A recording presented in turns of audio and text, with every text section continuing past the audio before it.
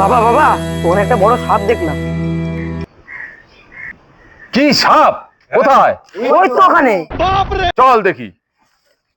চলো চলো ওখানে, চলো চলো চল দেখি।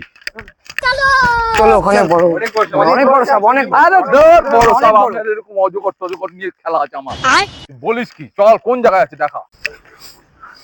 কোথায়? ঠিক আছে, দাঁড়া, তোরা ব্যস্ত হোস না, আমি দেখছি। দে আমার অস্ত্র। নাও বাবা তোমার অস্ত্র।